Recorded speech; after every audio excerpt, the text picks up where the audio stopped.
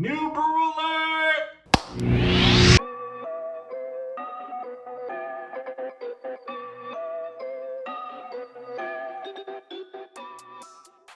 Yo! What is up? What is good? Welcome back to the channel. I know it's been a while since I last seen y'all, but we got another deck tech here today. This winter, actually. I'm recording this, I believe, the first day of winter. As you see, we got here winter Aminatou. I'm gonna feed into the control winter hype because before I was like, hey, y'all, it's not winter yet. It's like the middle of fucking October. It's still fucking fall. Winter's not here yet. Let's not do this. Yeah, it's fucking just Sky Autumn. How about that shit? And then I was like running Narset, top 4ing, top 16 with it. Now, I figured I'd throw everybody a bone. Shout out to y'all. Y'all control winter peoples. And then everybody got onto the bandwagon of Big Boy Winter. So I figured I'm gonna control Big Boy Winter. And yeah, I got Aminatou here. I haven't played Aminatou in a while. Originally, when it first came out, I was playing it in casual, and I had like the Felidar Guardian combo in here with like, what's that artifact? Altar of the Brood. That was like something I played as soon as this came out back in like 2018.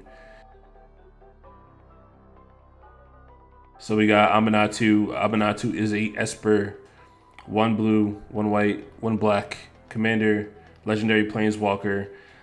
It has a +1 ability of draw a card, then put a card from your hand on top of your library.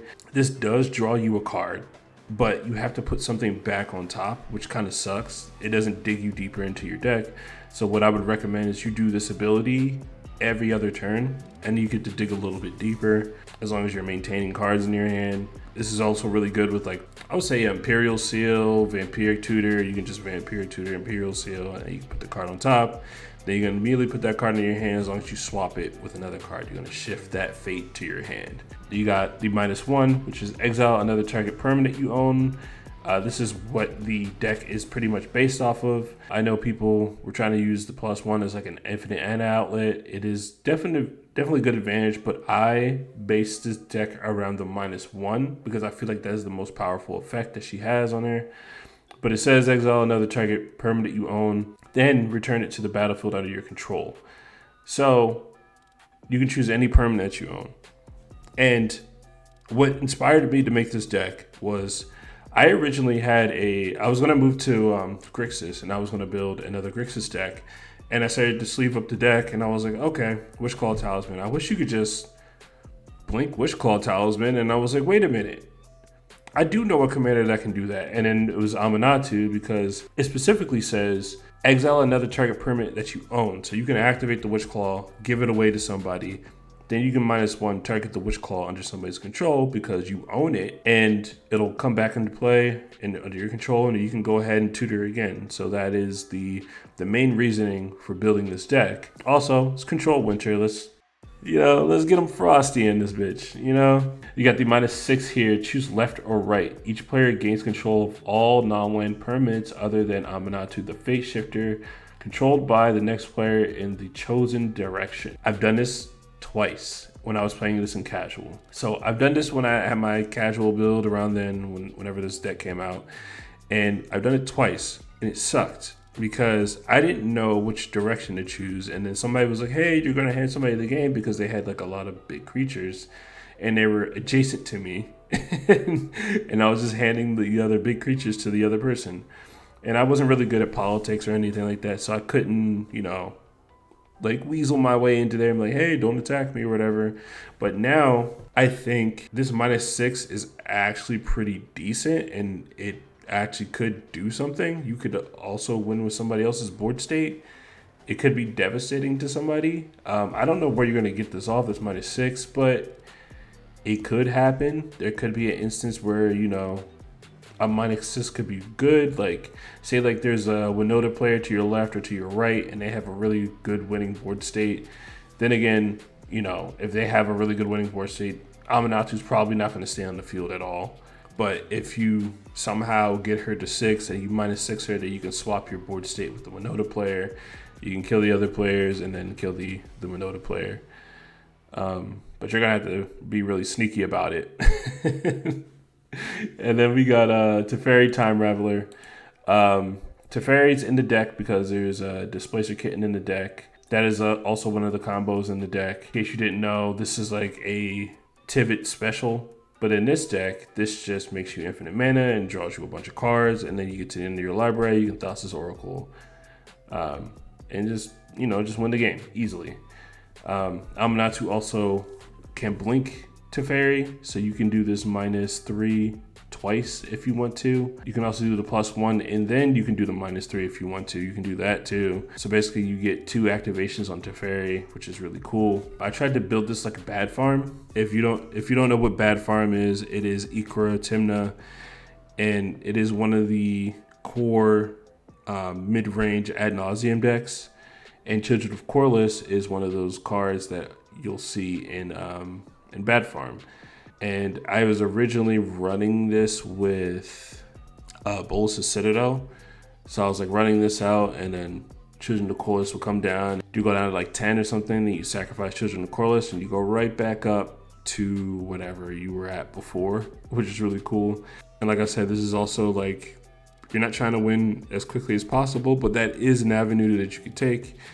So if you get this Adnaz off and maybe you have 1 white after you Adnaz, you can drop this down, gain all of your life back, and end the turn with a full grip of control cards, and you can probably find a win from there. Yeah, I'm a bad bitch. You can't kill me. Got the classic Esper Sentinel here. You got Sarah Ascendant, which is a bad farm special. You got Cloud of Fairies, which is a synergistic card with Aminatou, because Aminatou can -1 target Cloud of Fairies and untap up to 2 lands. We got Snapcaster Mage in the deck. This was inspired by Takado. Takado was playing Snapcaster Mage in one of his decks, in his most recent decks. I can't remember which one it was, but he was saying it's like really good value, and I was like, yeah, that is really good value. And then I was like, wait a minute, what if I just put it in the cEDH deck and I can just play my spells over and over and over again with Aminatou? And I was like, wow, that's really cool. Let's do that. That's really cool. Then we got Whirlpool Rider. Whirlpool Rider comes into play. Shuffle the cards from your hand into your library to draw that many cards. I've done this a few times and it's been really good, honestly. Sometimes you're just not feeling your hand and you can just put this into play and shuffle it up, and then, you get your own single wheel here. And sometimes when it's in play and maybe you've drawn a bunch of cards off a risk study and you're like, well, I don't like these cards entirely, that you can just shuffle them away after targeting it with Aminatou, -1 ability. And yeah, you're just in there. Very cool. You got Labman. That is the secondary win condition in the deck, because Aminatou draws a card. You can just exile your deck with Tainted Pact or Demonic Consultation, and then you can just +1 Aminatou, draw a card, and win the game. Ranger Captain is actually very interesting here. You can blink your Ranger Captain, and you can pick up Children of Corliss, Esper Sentinel, and Sarah Ascendant. You can pick up either one of those 3. You got Recruiter of the Guard, which basically picks up almost anything out of this deck, except Ranger Captain and Thassa's Oracle.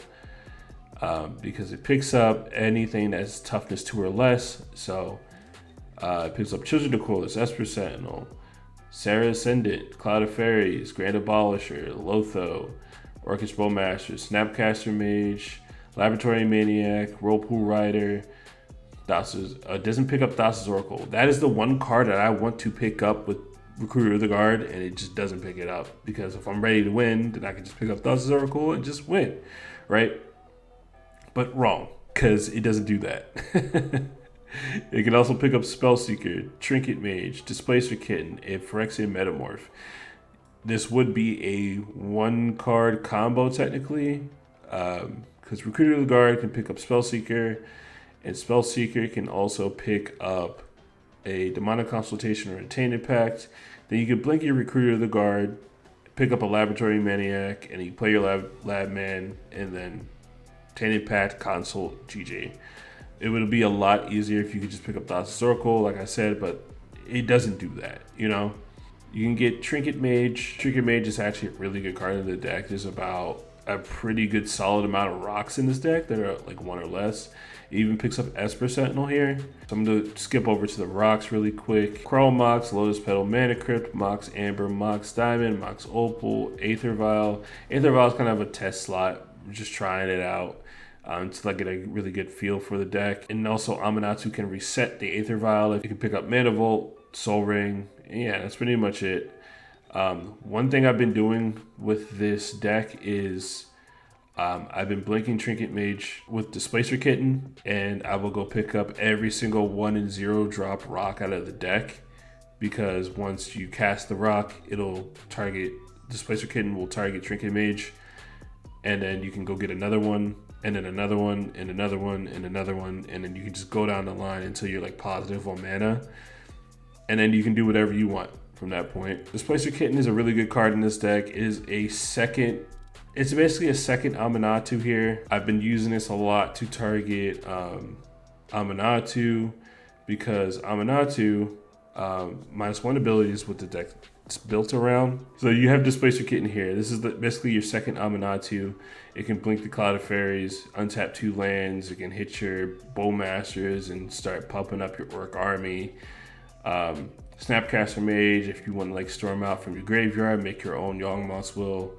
It can reset your Thassa's Oracle. That's also why I'm playing Aminatou, is because I can just play Thassa's Oracle and just leave it there, reorganize the top of my deck. I think one game that I was playing, I had about 5 blue pips on like turn 2, and I played Thassa's Oracle, and then I looked at the top 5 cards on my library, which was an insane scry.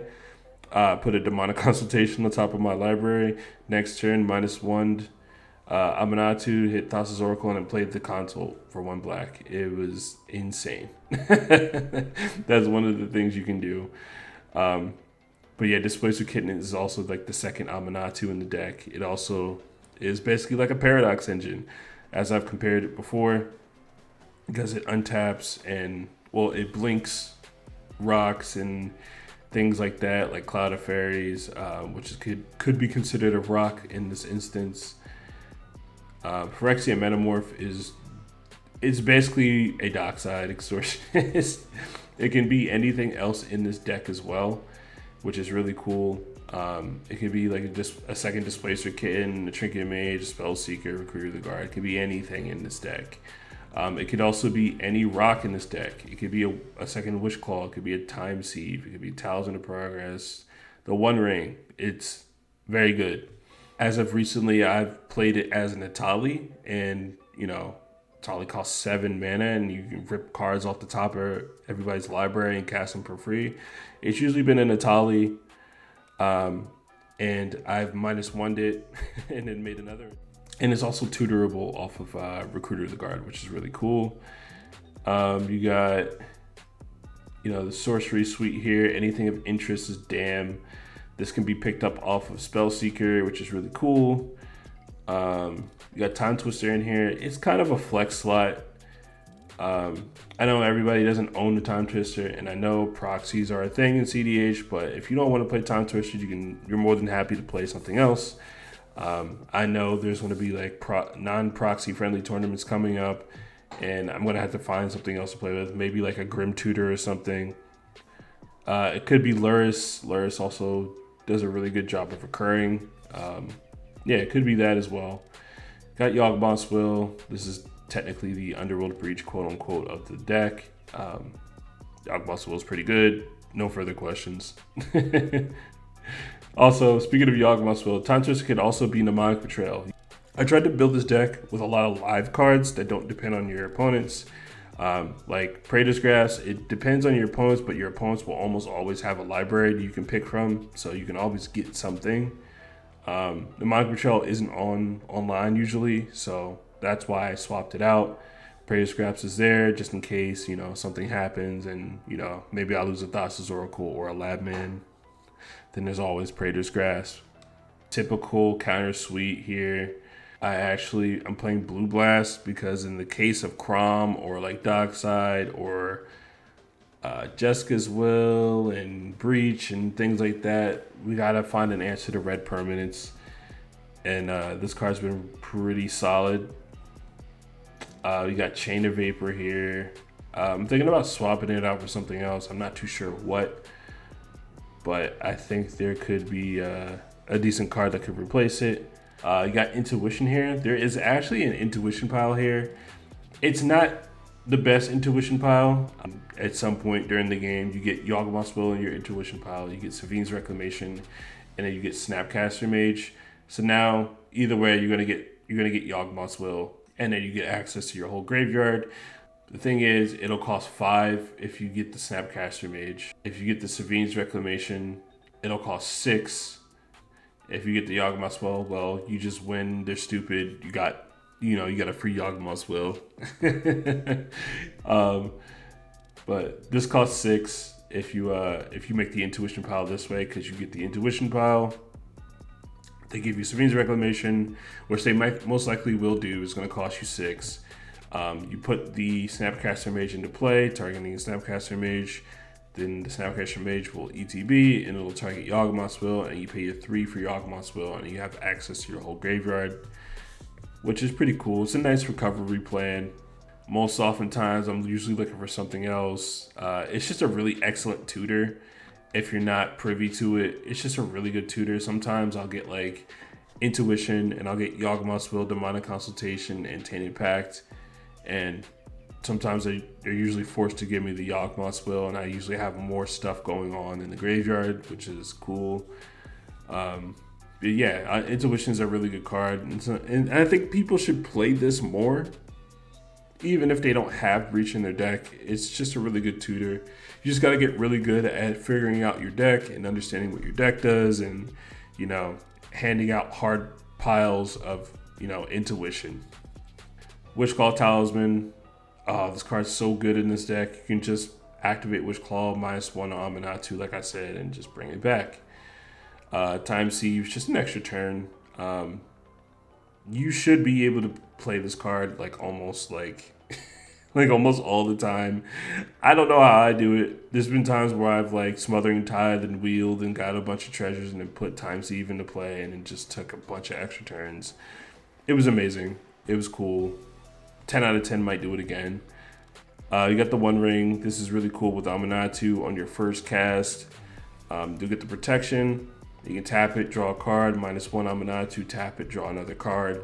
In any case, this is going to be pinging you for 1 each turn. If you continue to blink it with Aminatou, just remember that you do not get protection unless you cast it. So if you blinking it does not give you protection. Keep that in mind. Also, blinking it will reset the counter, so you won't be able to draw another card if you blink it again. You won't be drawing more than 1 card if you blink it again.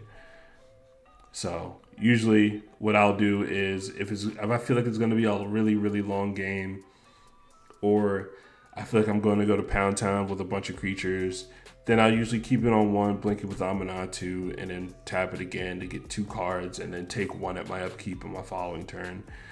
That's something you could do, but it's more of the reserved route. Usually people just let the burden counters just pile up when they're wondering, and that's cool too. Completely viable as well.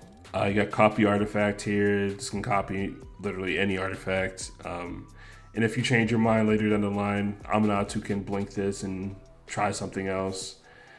Necropone's just a way to dig through the deck. Risic Seti, same way too. Smothering Tithe, just a really good card. Just gets you up on mana so quickly. Really good with wheels, and we're running a couple wheels here. And we got the lands here, typical 25 lands. One thing I will note here, if you try to blink your Hallowed Fountain to say, you still have to pay that 2 life. So you have to be careful about what kind of permanents you blink, because some of them might have Enter the Battlefield effects, like Hallowed Fountain. And if you want it to come in untapped, you're going to have to pay that 2 life. So just remember that. You got Gemstone Mine here. Aminatou can reset those counters. And that's pretty much it for the main deck. As far as considering, I used to run Transmute Artifact with Bolas' Citadel and Sensei's Divining Top. This was just the second way to close out the game or get advantage, but I swapped this with Necropotence and a few other things. I took out Swanton because I don't want anybody to have a flyer. It just deletes Aminatou like immediately. No point in giving anybody else flyers. When I originally made the deck, I had Paradoxical Outcome because it was supposed to be like an Esper Storm deck. But yeah, I thought I was going to be storming out and everything, but it just didn't happen. I still think it's a cool card. I had Counterbalance in there because I was really deep on the control plan. The Nas was like really good in this deck because I cut Force of Will and Force of Negation, but you know, control winners here. So Counterbalance could make its way back in the deck if I find something to, you know, cut for it. Same thing with Grasp of Fate. I think Grasp of Fate could make it into the deck. This was originally out of time slot, but I realized that I'm running so many creatures of my own, and I'm like, yeah, like all of my creatures have entered the battlefield effects. If I just get rid of all of my creatures, then they'll never come back, you know? But yeah, this is a very solid Esper deck. It's just a very solid Esper mid-range deck. And yeah, winter's here. I'm digging into winter right now. So yeah, this is a really cool deck. I would say give it a shot, you know, give it your own twist on it. I will link the other Aminatou decks that I referenced. There is an Aminatou Discord if you want to go in there and chat with anybody else. Yeah, it's a really cool deck, and yeah, it needs a lot more love. Esper's here for the winter. And if you like the content, feel free to give me a like, subscribe, and you know, all that shit. And I'll catch you later.